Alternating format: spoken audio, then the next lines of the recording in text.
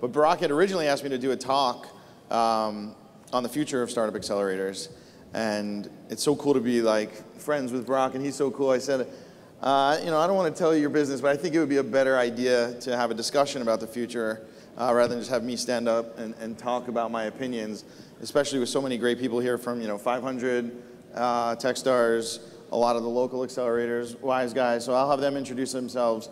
But I think the reason he asked me is it was kind of cool. I had been mentoring here for like 5 years, and people would always come and tell me what they're working on and what their solution is, and I would always say, what problem are you solving? Because that was the lesson that I learned early on when I was a founder. So I'd always start saying that was the only question that I was asking, what problem are you solving and who's your customer? And slow down and talk to 10 customers, 50 customers. So I jokingly created a decelerator instead of an accelerator, and we had a demolish day instead of a demo day, where you sort of, a lot of the themes that we've been hearing before about failure, sort of, the goal is not to fail, but maybe celebrate a learning rather than a failure. So we had this demolish day. We did something at South by Southwest last year. So I think we'll start off by asking, what problem are you solving? So maybe when you introduce yourselves, say your name, where you're from, and maybe what problems accelerators were and are and will be designed to solve. Okay. So let me introduce myself. Sorry for my voice. Can you understand? So it's better. It'll force them to come up. Okay, very good. Yeah, if you move up, you can hear better. Yeah, if you guys actually come up, then we can engage with you more. Yeah, I'm not on the list. I came in as a substitute from the bench. My name is Zeynep Serkel. I'm the executive director of Coach Incubation Center, Coach University's technology accelerator. We just recently started our first batch of startups in the accelerator program last month, actually, to be exact, 1st of September. And we are in downtown, attractive location. It's about 1,200 square meter facility. Coach Foundation was generous enough to provide us with prime location as a donation, which is wonderful. And we do have, just like Barış Bey, we do I'm have there too. I'm getting incubated there. We do have a great network of mentor VCs. And what we're trying to do is really to help the technology entrepreneurship ecosystem in Turkey to be brought to a level where our at least regional competitors are. With great, we're envious about Tel Aviv or northern European countries, and we're trying to bring the level up to that level. Ecosystem isn't there fully. So what we do, when most of the time people ask me what I do connecting. I connect. That's my primary job. Within the region, within the country, with North American startup community. So that's definitely one problem, I'd say, that accelerators, the connectivity and networking and access to investors, sort of like how this conference is going. Yes. Thanks for joining us at the last minute. You're not a substitute, you're just an extra great person to have on the panel. Eric. Yeah, so I'm Eric with Startup Wise Guys. Startup Wise Guys, we're a B2B accelerator focused mostly on software. The problem that we're solving is, there's so many problems we're all solving, right? Of course. That's why this question is so hard, but it's so powerful sometimes. Should I pick one or should I just highlight a few? Let's pick one. We'll see. We have 15 minutes left. Let's pick one. And then if we have to fill dead time at the end, we'll go back and get 2, 3, and 4. So many of our startups, 80% of our portfolio has international founders, right? Or 80% of the founders who've come through Wise Guys have international founders. And they're mostly from Central Eastern Europe, even though we've had them from 4 or 5 continents. And the problem is actually going into new markets such as UK or US, sales. Sales is really difficult. You could sell, if you're from Estonia, you can sell in Estonia, that's not a problem. But the UK is a whole different beast. The US is a whole different beast. And not because they're bigger, better markets, which they're bigger, not necessarily better. But the problem is the cultures are so different. And you have to interact a different way. And so what we do is we actually try and tackle the sales process. So we've built a really awesome sales curriculum with partners who come in, everyone from growth hackers to Conversion XL at the awareness level to Microsoft and PayPal on how to close at the enterprise level. So we have a 15-module sales curriculum, and we just it's sales driven, and also communication is very important. Speaking, essentially explaining your startup as efficiently as possible. So it's hard to do it on a panel. It's easy to do with startups when I'm mentoring, and that's my business. I have a fun question for the solution part and what you do. So let's stick to the problem. We'll go through once, and then we'll have a fun question to go through the solution. Hi, my name is Bash. I'm a partner at a newly forming early stage fund investing in Baltics, Estonia, Latvia, Lithuania, Eastern Europe, and Turkey. We are raising a 75 million euro fund to go after a specific funding gap in the life cycle of the company, which is, I guess, I'm not an accelerator, but which ties me to accelerator. We believe that there is a big funding gap between seed and A, or Series A or Series B. So we thought there are amazing companies being formed, a lot of angels coming into this game, giving the first $100, $200, $300 checks, $100,000 checks, and a lot of accelerators being formed, incubators, startup university, whatever you call. But there's this huge talent base in this specific region which has been getting their education, polishing the early checks to get to the next level. But the problem is, a lot of them, the good ones even, they fall short to get to a Series A milestone or Series B milestone. And that's where we get in. Our core thesis is to go after what we call that post-seed early A fund. And that's what we're going after. That's the problem we're going to solve. And you promised you would cause trouble on this panel. Is that correct? Yes. Good. What did Accelerators ever done for us? Great question. We're going to show some videos, and he may have to act out the video that he sent. I think this guy can do it better. We might bring him up too. Yeah. In the university that I'm working, we have a problem that is common in most of the universities. Technology developers, inventors don't know or don't necessarily appreciate the commercialization part. They think it's easier to do, and they get focused on the technology. If I do a good technology, everything else will be easy.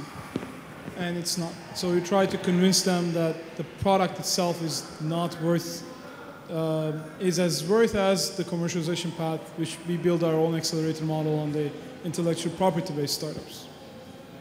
Cool, so it's pretty interesting. You can sort of already see how this is breaking down, and I didn't want to just do a boring business model canvas, but it's a specific problem. He has a very specific customer, right? Talk a little bit more about We're a graduate school, so we only have PhDs and postdocs and master's students. We're probably the only university who has more than a couple of hundred PhD students. We have 700, plus 300 researchers. A lot of patents are starting to come out, although we're a 5-year university. But when you put the patents in a shelf, it's usually worthless. And it's very difficult to do the old version of commercialization, which is sell it to a big company. The companies in emerging markets either have their own R&D labs, they want to own the technology and the process, or they are not interested in technology that's produced in universities. Like maybe Boris can tell if this works in US, like companies are buying patents, but definitely it's not working in emerging economies. So we're producing lots of patents that should have, will have a commercialization path through a startup. Awesome. So in the same theme, I said I'd make this fun. I don't know if this is really everyone's idea of fun, but on the solution side of it, rather than just saying how you're solving the problem, I thought it would be interesting to say in just 3 words, 3 things that either your fund is accelerating or that accelerators should be accelerating. So I think there's a couple of obvious answers. I want to kind of dig deep for the, everyone. I don't want to give it away. So we'll see what the panel comes up with. But 3 words. What are the 3 things that you are accelerating or that accelerators should be accelerating? And at the end, I think there's one specific thing that I would be pushing for. I think what we're good at, in 3 words, we connect the funders to the startups. So not what you do, 3 things you're accelerating. So you're accelerating connections. Connections. What's the second one? Funding. All right, so we knew I didn't want to say it myself and seed the audience. That's obviously something. And especially time later to market is the third. Awesome. Time to market. Most importantly, team. Yep. You have to, like, I think this is the gap, right? The gap between seed and A is the team is quite good, but they need that extra step. They need the extra coaching. They need the fundamentals to really scale. And I heard, not to interrupt you, I heard someone interesting when we were going through Techstars, someone saying, not just accelerating the team formation, sometimes accelerating the destruction is almost a good thing, because if it's going to happen, it should maybe happen sooner than later. So Yeah. I always like when people tell honest shit like that. Goldie, cover your ears. It's my daughter watching. But it's nothing like that other guy's presentation. So yeah, I thought it was really cool when they said that. It was like, we're also trying to accelerate destruction, not just creation. Honesty. Cool. It's I like it. part of this. You have to be clear and honest. I mean, you're not going to an accelerator to be, babied, right? You go when you're in a startup and you go through an accelerator, you almost become a child again, because people are supporting you and taking care of you, complaining that the chairs are too hard, or that it's too hot or too cold. Like, some things are reasonable, but some things are just Bullshit. you're there for honest feedback. You want people who can be real. You want people who can just say, "Are you being full of shit right now?" Sorry for your daughter. But you want honesty, and I think sales would be the next one. Like, how do you actually target time to market? Yeah. How do you target sales and focus on it? I mean, the companies we're going to be looking at a little later stages. So your focus right now is team is our number one. How can we expand the team, especially on the commercial side? How can we muscle up this team on the commercial front? Mm-hmm. And that also ties to the next one, which is the expansion. Because a lot of the companies that we'll be looking at into that region are coming from the smaller countries, where majority of the market bases are going to be US, UK, or others. So expansion is going to be the second part, which is why we are building a network for it. And third is probably going to be the funding. I mean, how can we get Series A as quick as possible? Yep. So funding, it's this is what I was expecting, and I don't want to just reel it out and spoil this right. But funding and growth are clearly things that Accelerators are designed to. There's still one more that I'm looking for, but maybe that's even earlier than. Yeah, I think that's what we do. We provide the customer accelerator. And the part is the technologies are Three so things. cool. Just because we're good friends, you don't get to stick away from the format. Three things. Customer acquisition. Okay. Yep. Okay. So I think that's different. Market understanding and testing. Those are the three fundamentals. Test the product in a certain market with certain customers. So you understand if that product you think is so sexy, so cool, so new, matters anything to anybody. Is it viable product development? Maybe? Sorry? A viable product? Yeah, so he sort of, I knew I could count him at the end. So I think the one thing that we miss, and why I'm the sort of the weirdo for keep bringing it up, accelerating learning. So that's what Steve Blank talked about. So I guess now it's almost a punchline, but it really is the most important part. Maybe for some of the top tier, except maybe they're already past that and it is getting more into, and we just talked about a demo day. Maybe it's late enough where you're accelerating growth and funding, but I still think, accelerating the learning process and the honesty process, in my opinion, that should be part of it. But funding is not as obvious, seems like it. I think there's a study came out last week, and bucketing all these groups into incubators, accelerators, and they call hyper accelerators. Yep. And when you look at the funding, what percentage of the companies raise funding within the 6 months after it? Hyper accelerators, who focus on getting the pitch right and getting fundable, 70% raise money after 6 months. And then the second bucket, the accelerators, which I think a lot of them fell into, 30% in 6 months. And then you have these incubators, which are more tied to universities, usually 12%. So funding is not like, there for all of them, seems like it. So I was going to get into that a little bit, between the difference between an incubators and an accelerator and a VC. Well, no, we don't. It's good. It's perfect, because I'm noticing the time, and I want to get into the topic that we promised, which is the future of accelerators. So I think it is interesting at some point to talk about which, the jobs to be done. I like that saying also. So we were going to talk about if there's a linear path, do you go from friends and family to seed to angel, or do you pick, you want to comment on that? Or do you pick one of those things? Do you go straight to an accelerator? to an accelerator? Do you go straight from, you know, angel to VC? Is there a linear path, or? I don't necessarily want to comment on that. I think we can give general answers all day, and I think a lot of people, no offense to anyone at this conference or any others, there's general answers that you can just give, and it's like X, Y, Z. This, you know, there was this Medium article about it. There was the whole thing is everyone's learning at such an accelerated rate, not to use the term as a pun, but everyone's learning so fast. There's so much content online. YouTube. If I had YouTube in high school, my grades would have been so much better because I could just learn so much faster. But what we know as a general audience here in startups, in the startup sphere, is so much more than we knew 1 year ago, 2 years ago, 3 years ago. And accelerators were awesome 3 years ago. But they almost need specific accelerators for specific things, whether it's growth, whether it's marketing, whether it's sales. And the more you focus on a very specific thing, I think that will add to the startup experience. And the whole argument of is it a good investment versus is it just education? You know, an accelerator can take the form of many different things. So it's a perfect segue, and I'm conscious of time. So, so Dave had said, you know, that, you know, accelerators, most of them suck and they're going to go away soon. And then Tuba, in a couple panels ago, it's basically like we need more of them in certain regions and we need to scale them. And even we've been talking, you know, Edahum and Barak, and how do you, people do need education, they do need access. So I think that's a good segue into the future. And I would want to, you know, I was going to say, is it vertical based? Is it corporations, you know, accelerating things? Is it governments? Is it virtual? Is it global? Is it targeted? So I guess let's spend the last couple minutes talking about what you believe to be the future and how this stuff scales and how you concentrate, how you have almost product market fit of the accelerators themselves. From a business perspective, they really need to raise funds. I mean, to have a profitable business as an accelerator. The teams or the accelerator? Accelerator. Okay. They need to, you're asking what's next for accelerator.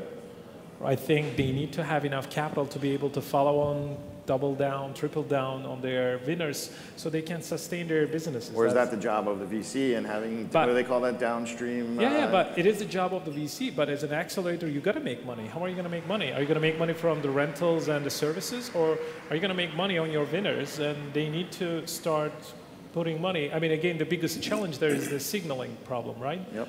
So, but they need to make money. So it's how are you going to sustain it? That you think that they might have to make money from the exits, not necessarily on the bets that they're making in the first place, or maybe from the educate. Maybe they are incubators. Maybe they're being paid for their services. A lot of them have huge mentor networks. Maybe you charge. Maybe it's almost like a university.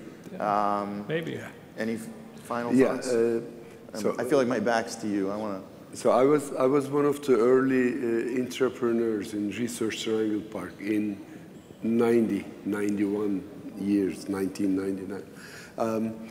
I saw firsthand how the big corporations struggle to become innovative. Yep. Now, globally, they're really falling behind in terms of innovation.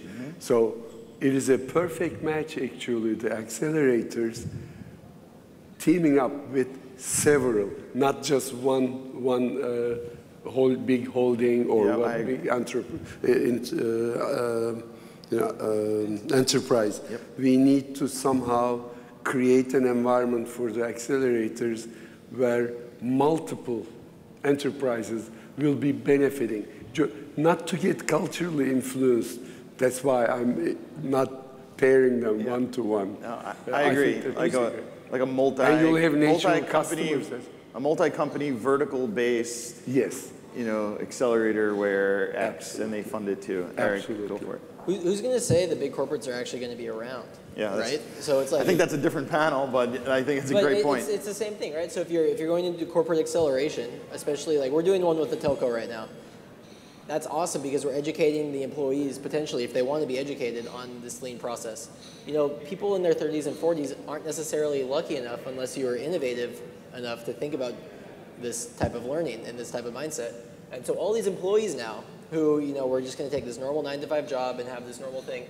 You know, if you work at a telco, what services can a telco pay for in 5 years or charge a customer for in 5 years? So now it's educating all of these people into a lean mindset.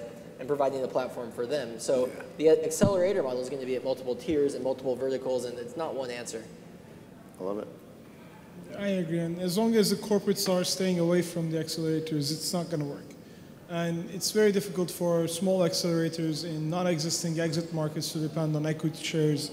Even if they have the funding, you can double down, triple down, but where's the exit? So depending on exits, believing exits will give a business model is far from reaching emerging economies. And I think I keep repeating that in every panel. Maybe some corporates can unplug their ears. They have to get in the game. They have to buy from the startups. Yeah. They have to work for the startups. They have to tell what challenges they have to the startups so they can build stuff much cheaper. As long as they think they can build the next product line that would be launched in 2 years with their own R&D facilities, like they're dreaming. And most of the times, those things do not work. Most of the entrepreneurship programs fail because they have this long cycle of product development. Startups are doing it much cheaper, much faster. They just need to find a way to create a win-win. Usually, corporates start taking all those ideas, and that's why startups don't like to work with them. So they have to find a progressive company to support startups, and that will solve a lot of the problems we have. Why, yeah, exactly. Why do we have to have one Microsoft? Why can't we have 50 unicorns? The small companies especially, not the giants. So the small, mid-sized companies should be really doing well. All right, I think it's perfect timing as we hear some excitement in the other room. I don't want to cut anyone off. We have one more panel. I was going to say, there is another panel. Okay, so stick around, please. No, you're leaving. Don't leave. But there's a big party going on there. Thank you to the panel. Thank you to the audience. Thank you, Barak and Erohum and Startup Istanbul and everyone. And Goldie, hi. See you. Go take a nap. Yeah. Go take a nap. 7 hours ago. It's past your bedtime. Thanks so much. I always wanted to say that, but it's early in New York.